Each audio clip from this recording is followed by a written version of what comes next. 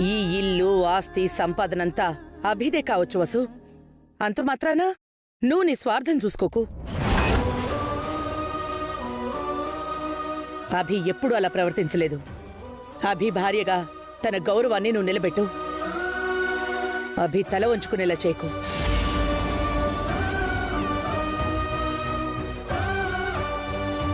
తప్పు చేశానత్తయ్య, క్షమించండి. ఇంకెప్పుడు ఇలాంటి పని చేయను.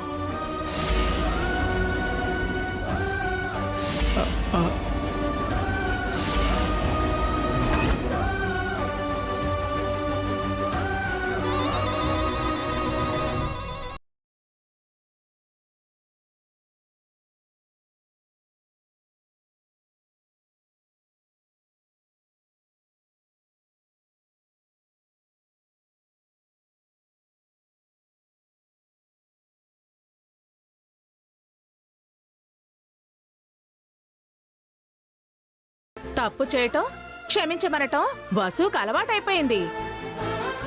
అత్తే వచ్చేసరిగా ఇంకా వసు కాటలే సాగలేండి ఆంటీ. ఎవరు తప్పు చేశారో వాళ్ళ మనస్సాక్షికి తెలుసు. ఏది నిజం, ఏది అబద్ధం. నిందలు వేసే వాళ్ళ నిజాయితీకి తెలుసు. ఎవరు నిందలు వేశారభి? మీరు నమ్ముతున్నదేది నిజం కాదమ్మా. వసుగారు సేట్కి ఫోన్ చేయలేదు. చేశానని తనెందుకు అబద్ధం చెప్తున్నారో మీకు త్వరలోనే తెలుస్తుంది.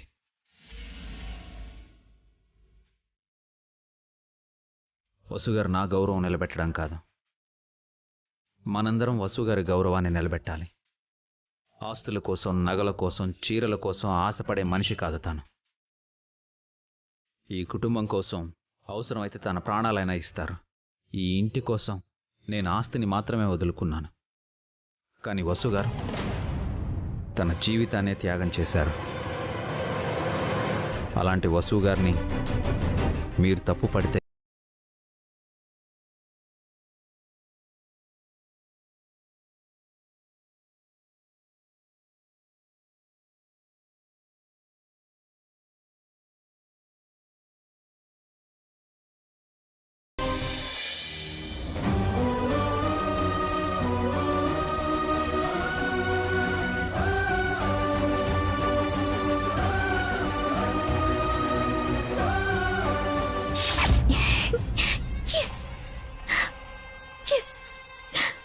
అత్తయ్యతో వసు అక్కని తిట్టించాను. బయటి వాళ్ళ ముందు వసు అక్క పరువు పోయింది. నా కసి కోపం కాస్తైనా చల్లారాయి. అయినా వసు అక్క తనే సేట్కి ఫోన్ చేశానని ఎందుకు అబద్ధం చెప్పింది? ఎందుకు కావాలని అత్తయ్యతో మాటలు పడింది? దీని వెనక వసు అక్క ప్లాన్ ఏమైనా ఉందా? ఏమై ఉంటుంది?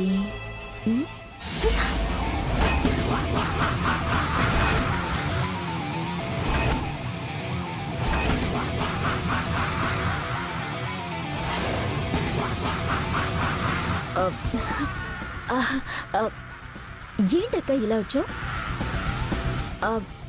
అతే నేను తిట్టినందుకు ఫీల్ అవుతున్నావా అక్క? మరి నువ్వు చేసింది తప్పు కదా అక్క. స్వార్థంతో నువ్వొక్కదానివే నగలు కొనుక్కోవాలనుకోవటం పాపం కదా.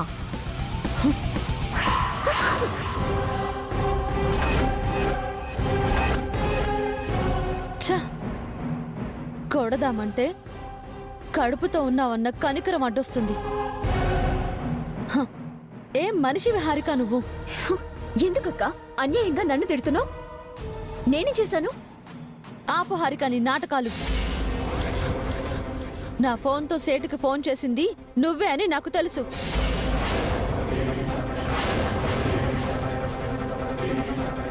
నన్ను కావాలని అత్తయ్య ముందు ఇరికించావని కూడా తెలుసు.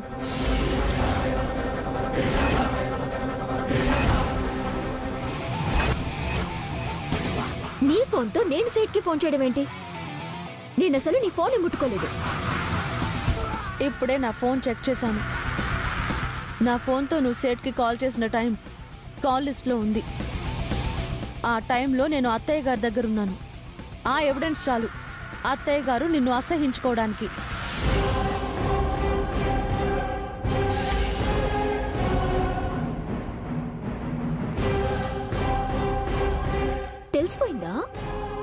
మంచి లాజిక్కే పట్టుకున్నావక్క. జీనియస్ నువ్వు. డిటెక్టివ్ తెలివితేటలు నీవి.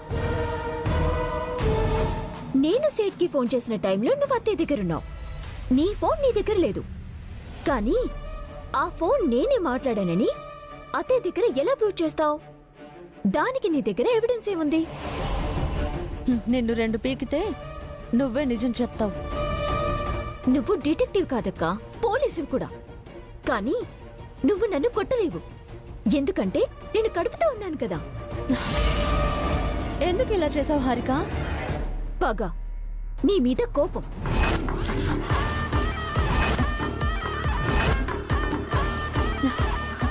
నేనేం చేశానని నా మీద పగ, కోపం? నన్ను తిట్టావు, కొట్టావు, అవమానించావు. నాతో అడ్డమైన చాకరీ చేయించావు. అదంతా నీ మంచి కోసమే చేశాను. నువ్వు బాగుపడాలని చేశాను. అది నమ్మడానికి నా చెవుల్లో పువ్వులేమీ లేవు. నువ్వు నమ్మినా నమ్మకపోయినా నేను నిన్ను నా సొంత చెల్లెలిగానే చూశాను. నువ్వు అఖిలు కలిసి ఉండాలనే చేశాను. ఈ ఫ్యామిలీలో నువ్వు భాగంగా ఉండాలనే చేశాను. ఈ డ్రామా డైలాగులొద్దక్క. అవును, సీట్కి నువ్వు ఫోన్ చేయలేదని, నేను చేశానని అత్తయ్యతో నువ్వెందుకు చెప్పలేదు? ఎందుకు అనవసరంగా అన్ని మాటలు పడ్డావు? నీకోసమే. నిజం చెప్పడానికి నాకు ఒక్క క్షణం పట్టదు. కానీ అందరూ నిన్ను అసహించుకుంటారు. కోపంతో అత్తయ్య నిన్ను కొట్టినా కొడుతుంది. కడుపుతో ఉన్నావని జాలిపడి వదిలేశారు. నువ్వు పడాల్సిన తిట్లు, అవమానం నేను పడ్డాను. ఎందుకంత నా మీద జాలిపడ్డావు? నీకింకా అర్థం కావట్లేదా? హారిక, నా మాట విను. అందరితో మంచిగా ఉండు. అనవసరమైన గొడవలు, డిస్టర్బెన్స్లు ఎందుకు? హాయిగా ప్రశాంతంగా ఉండు. ఈ ఇంట్లో నీకు ఏ లోటు ఉండదు. నిన్ను కంటికి రెప్పలా చూసుకుంటాము. అఖిల్కి త్వరలోనే కాళ్ళు వస్తాయి. నీ జీవితం ఆనందంగా ఉంటుంది. ఈ అరిగిపోయిన రికార్డ్ ఆపక్క. విని విని విసుగొచ్చి బోర్ కొడుతుంది. డివోర్స్ తీసుకొని భరణంతో హ్యాపీగా ఉందామనుకున్నాను. అనుకోకుండా ప్రెగ్నెన్సీ వచ్చింది. ఏం చేయాలో తెలియక, వేరే దారి కూడా లేక ఆగిపోయాను. అంటే అఖిల్ మీద, బిడ్డ మీద ప్రేమతో నువ్వు ఆగిపోలేదా? నేనంత మంచిదాన్నని నువ్వెలా అనుకుంటున్నావక్క? I'm a bad girl.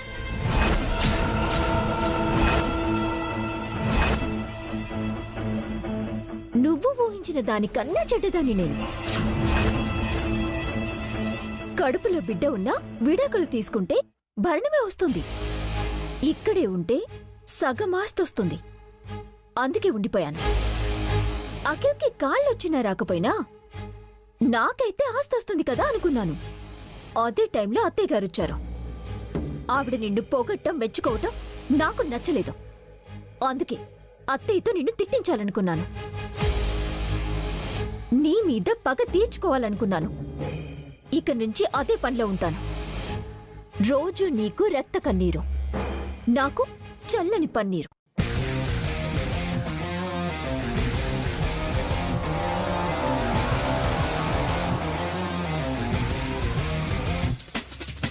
ఏంటక్క, నా మాటలకి నీకు మతిపోయిందా లేక పిచ్చిపడి నవ్వుతున్నావా? ఇంక నువ్వు నన్ను ఏం చేయలేవు. పిచ్చి హారిక, నా గురించి తెలిసి కూడా నువ్వు ఇలాంటి లక్ష్యం పెట్టుకున్నావు అంటే నిన్నేమనాలో నాకు అర్థమే కావట్లేదు. మతి తప్పి పిచ్చి పట్టింది నాకు కాదు, నీకు. అది అతి త్వరలోనే ప్రూవ్ చేస్తాను. వెయిట్ చేస్తూ ఉండు.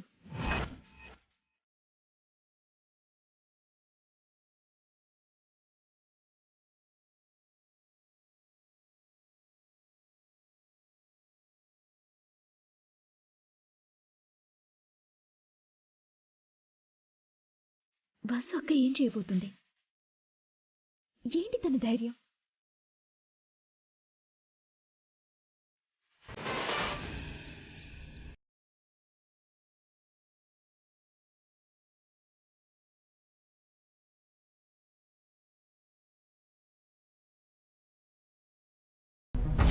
నువ్వు సేట్కి ఫోన్ చేసావా లేదా? ఆ, చేశాను అత్తయ్య గారు. ఇందాకే నీది విశాల హృదయం అనుకున్నాను, కానీ ఇంత సంకుచితంగా ఆలోచిస్తావు అనుకోలేదు.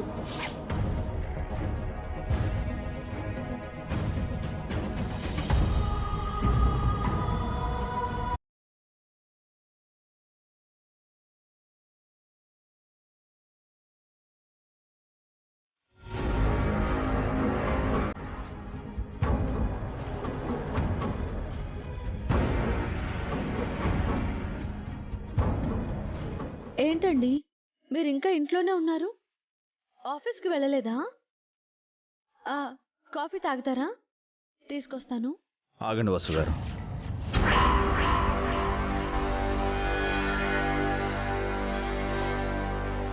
కాఫీ అక్కర్లేదా? కారణం కావాలి. కారణం ఏంటి? చెయ్యని తప్పుని మీరెందుకు ఒప్పుకున్నారు? చెయ్యని తప్పేంటండి? మీరు నగల కోసం సేట్కి ఫోన్ చేయలేదని నాకు తెలుసండి. చేశానండి. అబద్ధం ఆడకండి. సేట్కి ఫోన్ చేసింది మీరు కాదు, హారిక.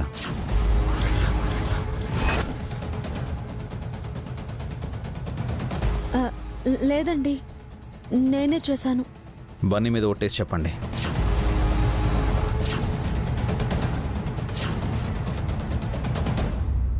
మీకు ముందే చెప్పాను, హారిక అత్తయ్య కలిసి మిమ్మల్ని బ్లేమ్ చేయాలనుకుంటున్నారని.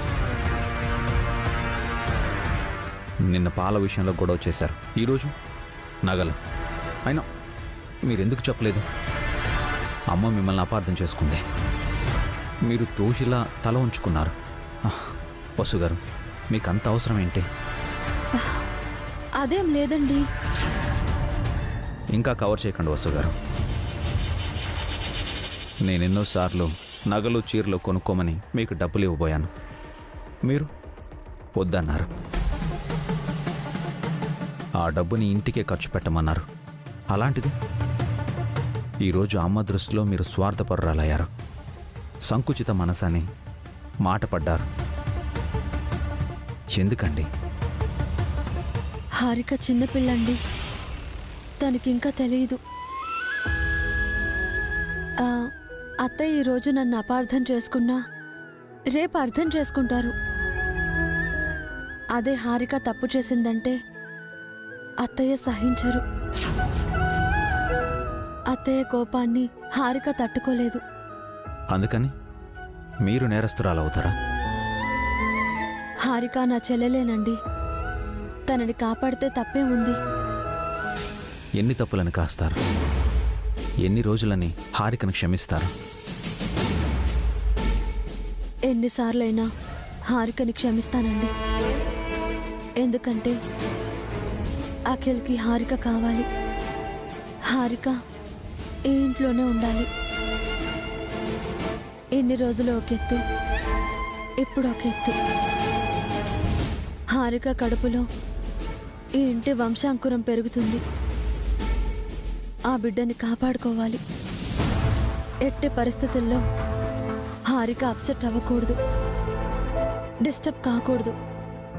అదీ కాక హారిక ఇక్కడే ఆనందంగా ఉంటే అఖిల్ ప్రశాంతంగా ఉంటాడు, త్వరగా లేచి నడుస్తాడు. ఇవన్నీ ఆలోచించే అత్తయ్యతో నేను నిజం చెప్పలేదండి. మీరందరి గురించి ఆలోచిస్తున్నారు, కానీ హారిక మీ గురించి ఆలోచించట్లేదు. మీ వ్యక్తిత్వాన్ని చంపేస్తుంది. హారిక నా గురించి ఏం చెప్పినా నేనేంటో మీకు తెలుసు కదా. మీరు, బావగారు, పావని అక్క, అఖిల్ అంతా నా పక్షాన ఉన్నారు. ఇంక నేను దేనికి భయపడాలి? అమ్మ మిమ్మల్ని అపార్థం చేసుకోవడం నాకు నచ్చలేదండి. అత్తయ్య నన్ను తిట్టినా పర్వాలేదండి, కానీ హారికని తిట్టకూడదు. హారికపై అత్తయ్యకు చెడు అభిప్రాయం కలగకూడదు. అది నా ఉద్దేశం. దానికోసం మిమ్మల్ని మీరు తక్కువ చేసుకుంటున్నారు, అవమానపడుతున్నారు, క్షమాపణ చెప్పి తలదించుకుంటున్నారు. నా వాళ్ళ ముందే కదండి నేను తలదించుకునేది. ఏమైనా మీరు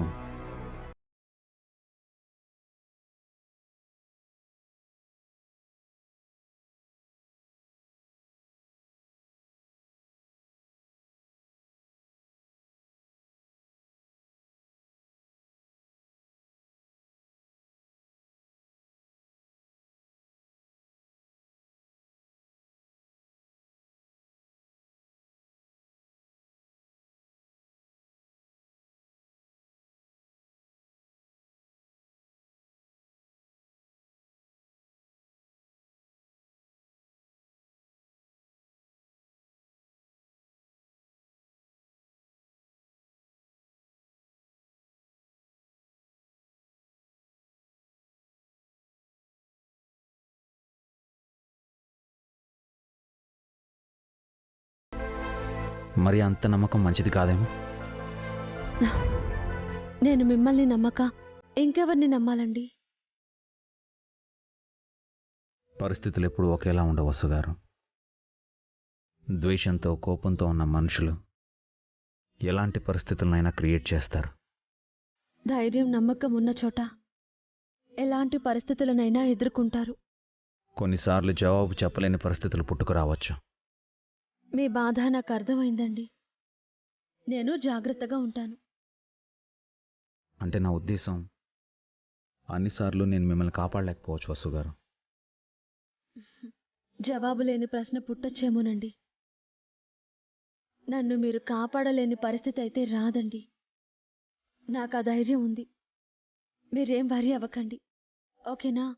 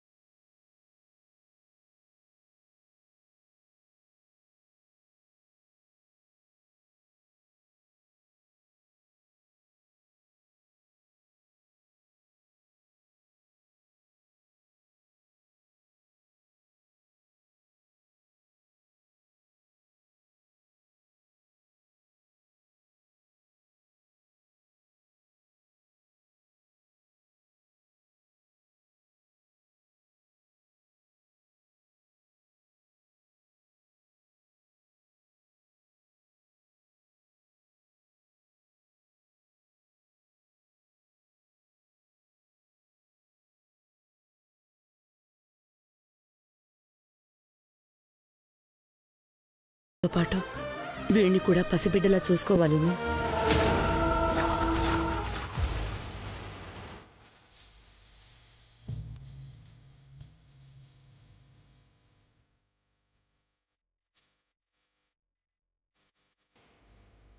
రెండు దినా, ఎలా ఉన్నారు? బాగున్నాను వదినా. మీరెప్పుడొచ్చారు? 2 రోజులైంది. అన్నయ్య కూడా వచ్చారా? లేదు. మీ వారెలా ఉన్నారు? ఎక్కడున్నారో తెలిసిందా?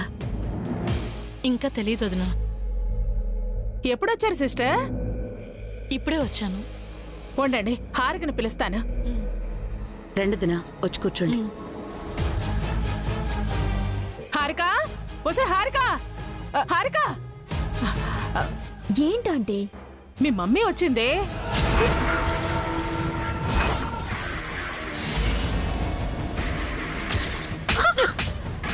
ఒకడిని పెళ్లి చేసుకొని ఇంకొకరితో తల్లి కావటం ఎంత నీచంగా అసహ్యంగా ఉంది. నీ ముఖం నాకు చూపించుకో. ఇక్కడి నుంచి వెళ్ళిపో.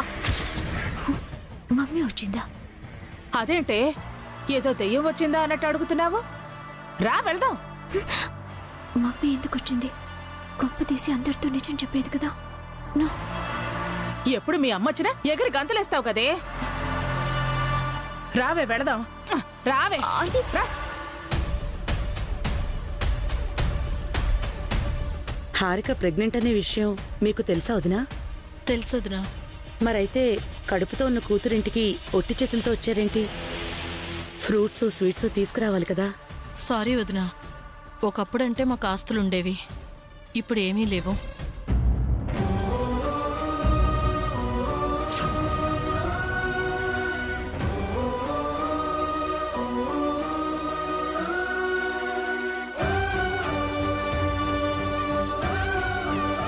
ఏంటి ఇవిడ డల్గా ఉంది? హారిక ప్రెగ్నెంట్ అయిందన్న సంతోషం ఇవిడ మొహంలో కనిపించడం లేదేంటి? ఆయన ఎక్కడున్నారో తెలీదు. ఒంటరిగా కష్టపడుతూ ఏదో సంపాదించి చేసిన అప్పులకి వడ్డీలు కడుతున్నాను. హారికకి తీసుకురావడానికి నా దగ్గర ఏమీ లేవు.